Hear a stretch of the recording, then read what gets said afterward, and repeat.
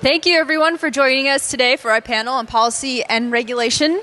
We have three lawyers with us today, and we're going to have a very, very good conversation. But first, before we get started, I would like each of our panelists to introduce themselves to you. So let's start from this side with you, Rachel. Go ahead.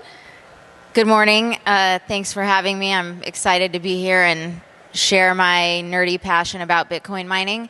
My name is Rachel Silverstein. I've been a lawyer for about 16 years, and I got into the Bitcoin mining space when I was general counsel at CleanSpark before they were mining Bitcoin, and that's really where I learned about the subject, cut my teeth on Bitcoin mining, and when I left last year, started my own firm called Firm 21M with a partner, Justin Ballard, another lawyer in the space.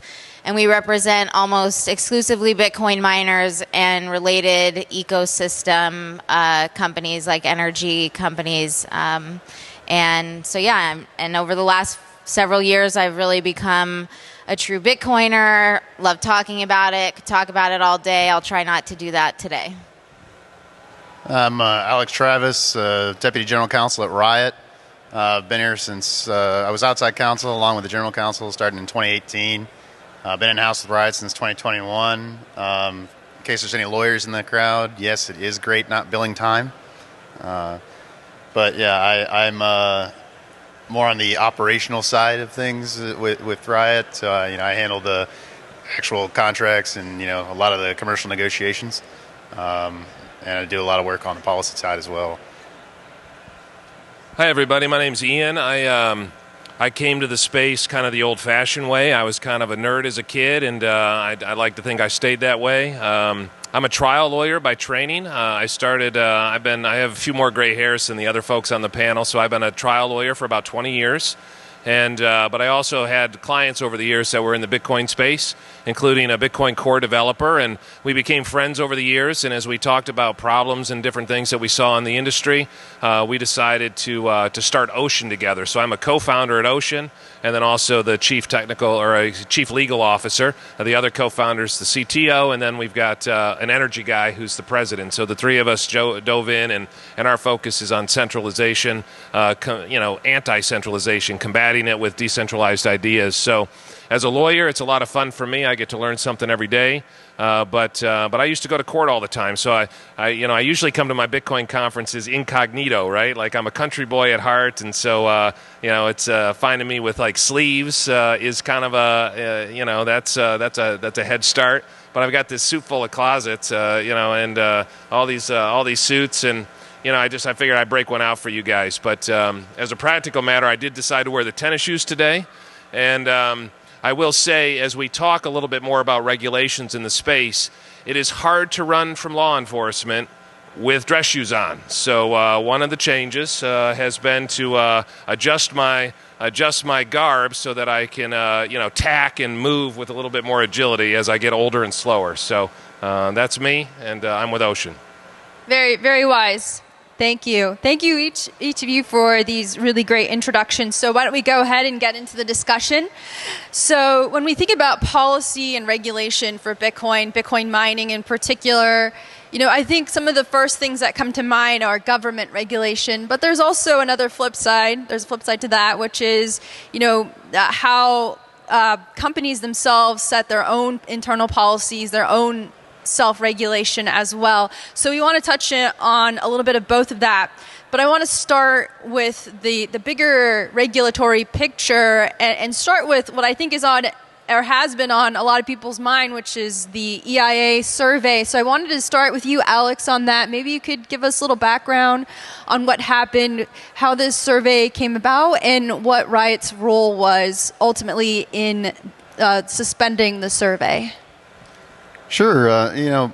How it came about is actually a good reason of why we ended up fighting it. The Administrative Procedures Act matters, and this was a survey that was passed under emergency order and promulgated to the industry, and with less than a month to respond.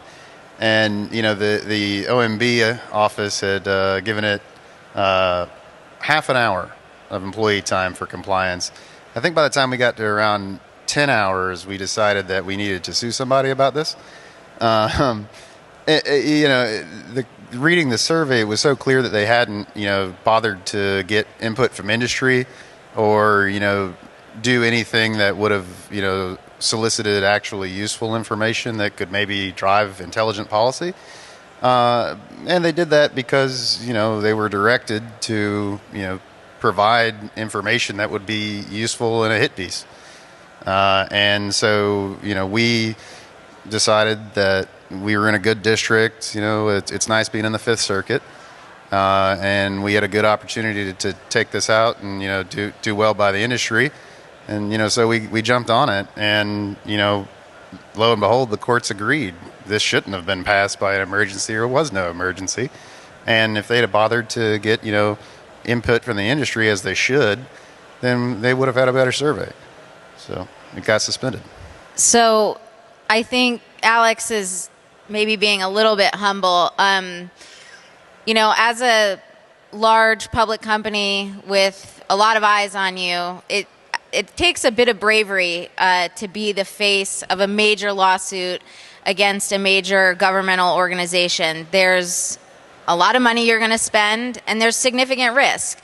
There's reputational risk, especially if you lose. And there's, the risk of getting in the crosshairs of a regulatory body. And so, I think maybe what a lot of people don't know is that there were a number of groups behind the scenes of Riot and Texas Blockchain who were funding this effort quietly, who didn't want to be the face. But I think what this effort and the ultimate success of the effort shows us is that, there's a time to comply, there's a time to participate with regulators and engage with regulators, and then there's a time to fight. From the outside, I wasn't involved in the lawsuit or anything, but from the outside, what happened was essentially total capitulation by the EIA. They had, I think, one day in court and then completely backed down. And so kudos to the legal team at Riot and outside counsel who scored this huge victory. And now what's happening is the emergency approach has been basically set aside, and now the EIA is going to move forward in a way that engages with the industry. They're seeking comment, et cetera. Obviously nobody knows exactly how it's going to turn out, because I agree that some of the information that's being sought is potentially could be used in hit pieces going forward. So, I would like to think that providing the sort of data that the EIA survey is seeking would be useful in educating regulators on how beneficial Bitcoin mining can be to the grid. We should all be skeptical about whether or not that's what's going to happen. But in any event, I think that long term, this information is probably going to come out. It's probably going to be needed by the various energy regulators in the country. But again, it's important to know at what line you decide to comply and engage versus fight. And obviously this was, they chose the right moment to fight.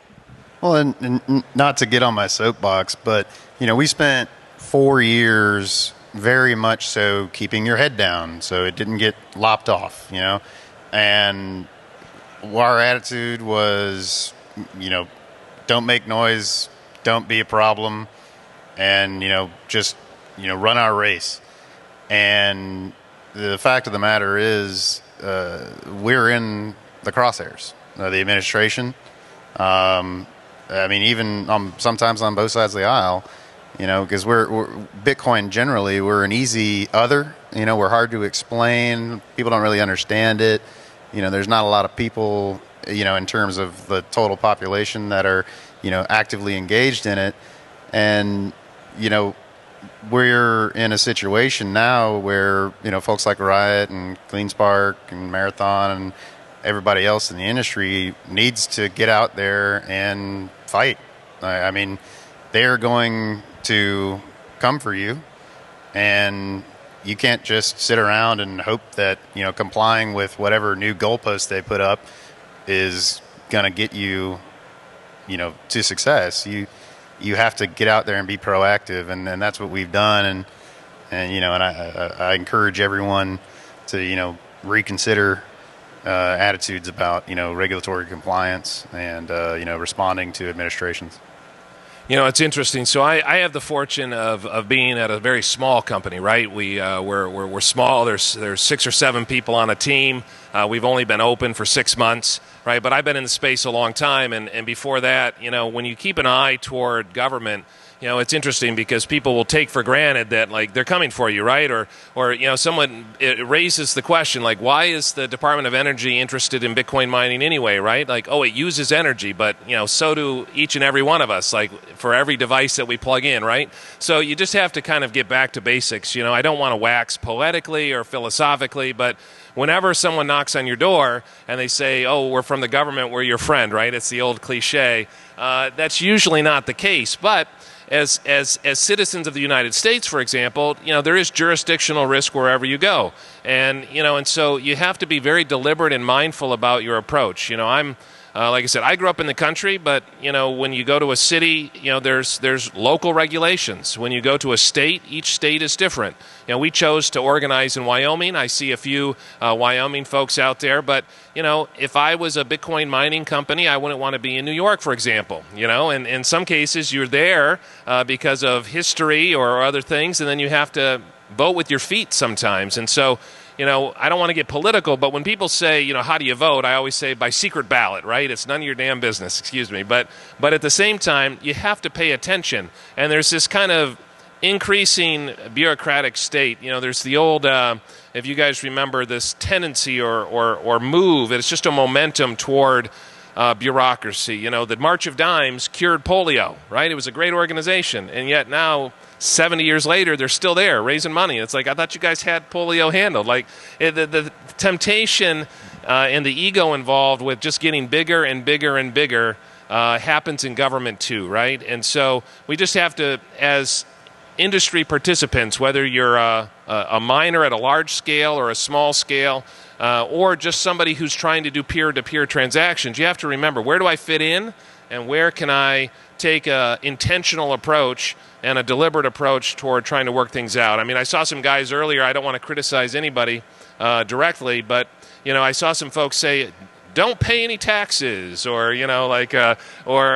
we've got this side hustle that, you'll never have to pay taxes again. And I'm like, well, probably not if you live in the United States. And even then, if you try to leave the United States, they're going to get you coming and going. We just saw that with Bitcoin Jesus and others. So, I mean, this is an example where if it's too good to be true, it probably is. So just go in, wise as serpents, gentle as doves, pay attention. And if you don't know something, like I learn something every day. I'm learning something new every day, right? So if you don't know something, go ask, go figure it out, pay for an expert to help you, or at some point, don't just wing it, because the folks that are winging it, you might have good gut instincts, but sometimes you get an upset stomach, right? You don't want to just kind of guess, because the other side, it's not about large miners or small miners. It really is, can we continue to do what Bitcoin started off as doing, which is peer-to-peer transactions in a way that makes sense and comply with whatever jurisdiction you're in, right? I see a lot of folks from other places. It's different everywhere. So figure it out.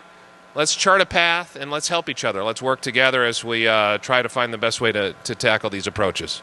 Can I add one thing? As lawyers, we're all jaded and cynical, but I want to keep hope alive on one point, and that is that conversion on this topic is possible. So there are a number of examples of, public officials who have sort of, whether quietly or loudly, come around on the subject of Bitcoin in general and Bitcoin mining in particular. And that's because the facts are on our side and the truth is on our side. So let's also remember that as we as an industry move forward with regulators, that we can persuade and use the facts to our benefit. And obviously, there's still going to be a struggle against government overreach and things like that.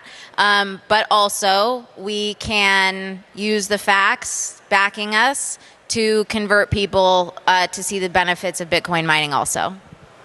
Yeah, so this is a very, very interesting discussion, and I want to ask a question, staying on this topic before we move on, because you talked about, there's a time when you fight and there is a time when you cooperate. And I'm wondering, how do you distinguish between when you should fight back and when you should cooperate? What is it that each of you consider, especially when you're advising your companies or other companies about that? What do you think about that makes you come to a decision of like, okay, no, you should just go along with this, or no, actually we need to go and we need to go to the courts? I'd love to hear more from anybody here. It would be great. Maybe I would just weigh in and say, the virtue of prudence is often overlooked, right? It depends. It's usually going to be a case-by-case situation, and people forget, like, it's common sense, but you have to decide. Litigation is super expensive. Fighting is super expensive. And it can also lead to brinksmanship, where you have catastrophic results, like mutual assured destruction sometimes, right? And so as a trial attorney, I was always the last resort. There were hundreds of lawyers in my firm that did layer 1, layer 2, layer 3, and like when it was so messed up that no one else could fix it, that's when it would go to trial, right? When the stakes were too high. And so to me, the goal should be like, why fight? We're supposed to be building something. This is a brand new industry. And fighting is going to be destructive, right? It's like if a hurricane goes through, and your congressman says, that's okay, it's good for the economy, we'll spur a bunch of growth when we rebuild. It's like, no, it didn't. It just destroyed the place. It just wiped it out, right? Those resources and that time and that energy is best spent building something positive, right? So to me, prudence is going to say fighting is a last resort. However, right, you also have to understand that there are bullies sometimes. You have to stand up to them. And it's like if you let too much go by, you have to pick your fight. Because if you don't stand up for yourself and protect your business, whether you're large or small, that's why, people ask me, like, how do you make the decision? And it's like, you take a deep breath and you try to do it with courage, right, with prudence. And that's why I'm so proud of, Riot, for example, for standing up at that time, because it wasn't just a whim. These are things that they were thinking about. Those were hard decisions, but they made the decision to do in a prudent way. And there will be other fights that they were like, not that one, guys. We got enough. We got to do something else, right? But you have to look at it in real time and exercise prudence. It's so hard. I would add that, number one, it should not be an emotional decision. You have to, even if it's sleeping on it for, a few nights or a week, sort of remove the visceral reaction from it and make it as much as possible, a logical decision. Number two, I would say that an adage that a lot of lawyers use is that bad facts make bad law. And so what we mean by that is even in situations where the law is on your side, if you don't have good facts to support your position, oftentimes there will be, a judge or a jury that wants to penalize you for bad facts. And that results in bad law being made. So when the facts are on your side, the EIA litigation being one of them, meaning there was no friggin' emergency, that's a great time to pursue a fight. You're ensuring that you at least have good facts to make good law. Yeah, absolutely. I mean, I'm a securities and tax attorney by trade. I'm a compliance guy. Like, my first instinct is, respond, read the regulations, and provide the requested information, and we work extremely hard on our disclosures with the SEC and, with our reporting to the IRS. But those, we have codes and history from which to operate so we can understand the obligation. We know what we have to do. In this EIA, it honestly came down to we didn't know what to do. Like, some of the information that was requested was indecipherable, and the EIA wasn't responsive. So we were basically in a position where we decided, we kind of have to fight this because we don't think we can comply fully. So what can miners do? What can companies do internally to maybe avoid these external regulations or government pressure? Because it seems that sometimes, like for example, with noise, there's been a lot of complaints about Bitcoin miners making a lot of noise, and that could potentially lead to some legislation down the line or regulations that may actually be unnecessary because there are probably some steps that companies could take to reduce the noise level.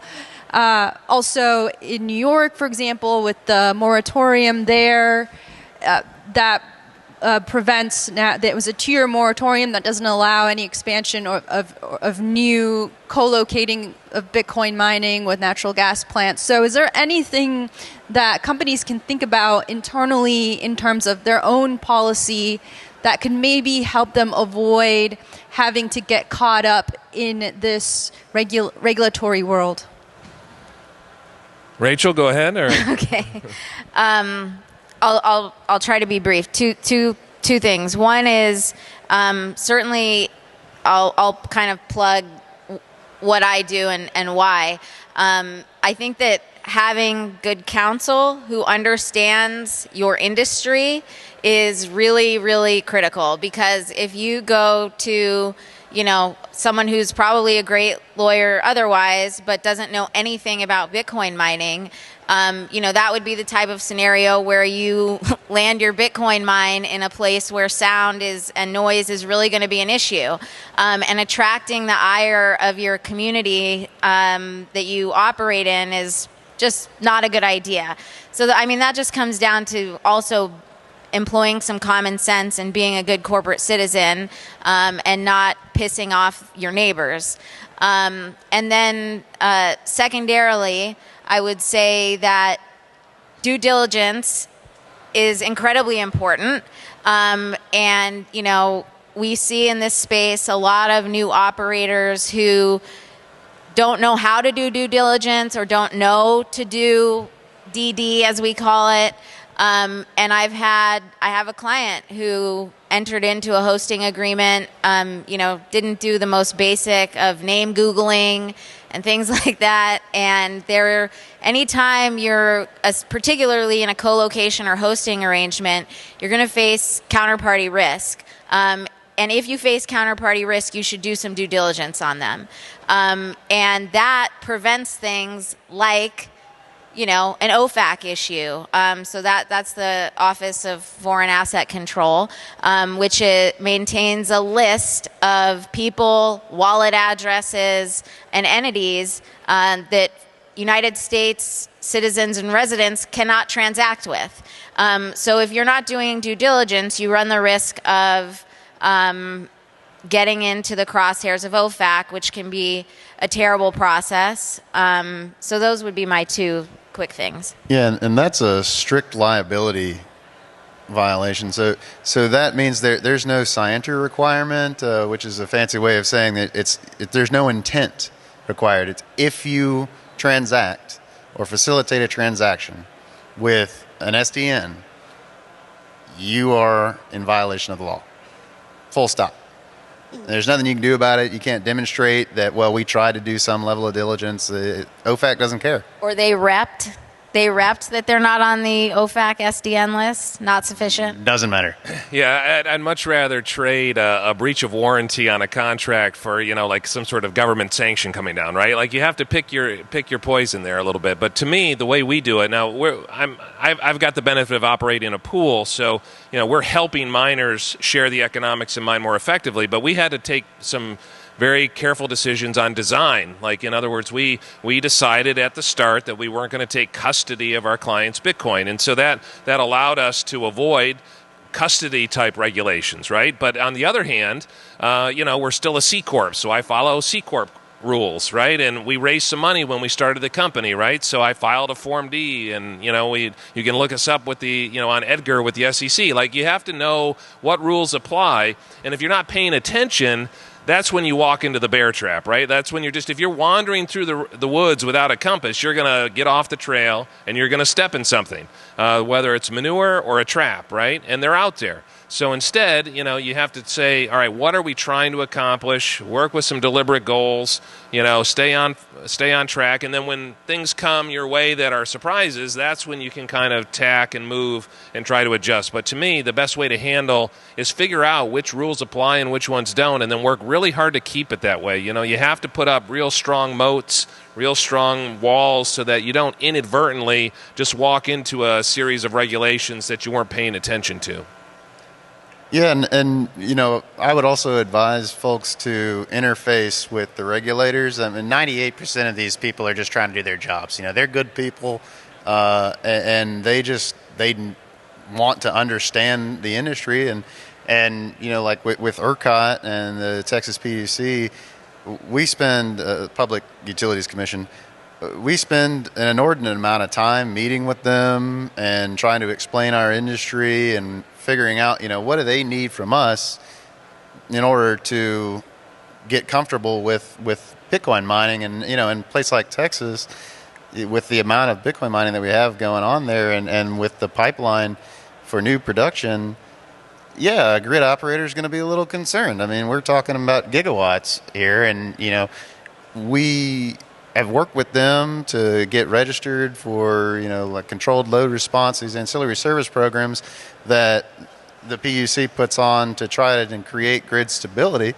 And, we inexplicably get pushback from other folks in the space who don't want to participate. And, I think it's just a degree of ignorance, but doing things like that, and when a regulator is extending an arm out to you and asking for help, you should probably try to pick them up, because they're going to remember who didn't help them. And you're kidding yourself if you think that regulator's going away. And the worm will turn eventually, and it's maybe it's good to have logged a few good guy points with them. How can miners do due diligence when they're looking at locating their sites in different states? Is there some kind of formula that they can use, that they could apply universally when they're looking at these different electrical jurisdictions? Like, you mentioned ERCOT, and then there's PJM. There's California's CAISO, there's all sorts of regions, and each of these have different regulatory bodies at the state level, and they're all operated with a different set of rules. Is there some kind of guideline that they can follow so that they can avoid getting into a trap? Do you guys remember the Dukes of Hazzard, like where Bo Duke was riding the car and he just had to get over the county line, right? Like, at some point, you have to know where you're at, right? Like, and there are jurisdictions that are friendlier than others. And knowing the regulator or being nice to them, I might quibble with whether it's 98% or 96%, right? But they're not all friendly, and some places are just easier to do business than others. But on the other hand, I'm here in the U.S., for example, and I've met miners in other parts of the world that do not want to do business with us because we're in the U.S., so we had to be mindful of that and say, all right, we can't help you directly, but we can set up a Swiss affiliate or an affiliate in El Salvador or whatever, where where they're at least trying to be more friendly to Bitcoin. And so I think you have to go where you're wanted to a certain extent. I don't want to relive my junior high dating experience, but you just can't show up to a party that you're not wanted at, right? But at some point, if it's not a good scene, you either have to get the rules changed, and there's lawful ways to do that, or you have to go where you're wanted. So you just pay attention, I think, and know whether you're over the county line or not. And that applies whether it's local jurisdictions with noise and nuisance and other things, or if it's larger with states, or with the different energy or federal policies. You just have to know where you're at, and then be really guarded and pay attention so you don't get off that path. One of the good things, to Ian's point, is that in a lot of states, it's so abundantly clear early on that you're not wanted that sort of makes the process easy. In fact, it's one of the things I really hope changes in the next 3 or 5 years is how Bitcoin miners interact with regulated power grids, where there's, a public utility commission that just sort of operates in this very bureaucratic, robotic, like this is the way we've always done it, we're not going to change kind of answer to everything. So I think that, and there is absolute benefit in hiring, industry-specific consultants and counsel and all that, and local-specific consultants and counsel. So I'm in doctors and lawyers, I'm a big believer in specialization. So, that would be one of my recommendations. But to answer your question directly, there's really no formula. There's no clear cookie-cutter way to do it. There's basic due diligence that would apply no matter where you are. But definitely, getting a bench of experts is probably the best thing you can do. As we wrap up, I would just say, watch out for the boiling frog syndrome, right? Don't let it sneak up on you, right? Pay attention early and understand we're in a big pot of water and people are turning up the heat. So just if you need to hop out now, but just don't get cooked, right? Like just pay attention. That would be my final thought on that. Alex, do you have a final comment before we wrap up? Yeah, just globally, go physically kick the tires. Like if you're going to host, you're going to co-locate with somebody or you're going to build a new site, send an expert team out there to, make sure that the claims that you're hearing are true.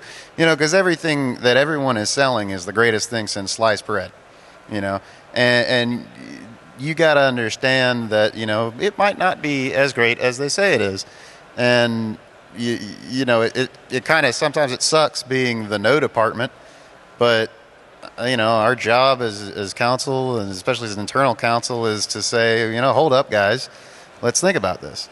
We spent, year evaluating MicroBT and working with them, onshoring some manufacturing, and then we physically flew to China to meet with their team in person and inspect the factories, to confirm where they were. And that it was actually going on there, and we were going to get what we were promised. And, they've been great. They've actually, delivered exactly what they said they would when they say they would do it. And, I think that's a product of our due diligence and taking the time to build a relationship. Great. Well, thank you, all of you, for being on this panel today, and thank you to everyone for sticking with us. We are wrapping up now. We're done, so enjoy the next talk. Thanks, Margot. Thank you very much. You.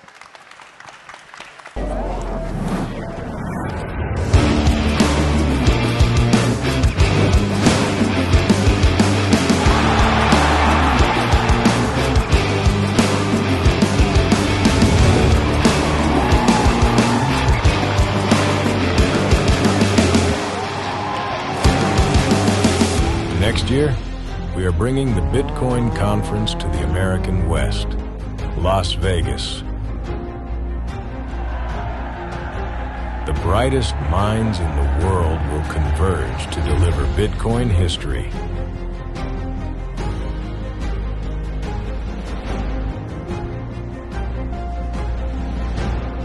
Buy your tickets now at b.tc/conference/2025.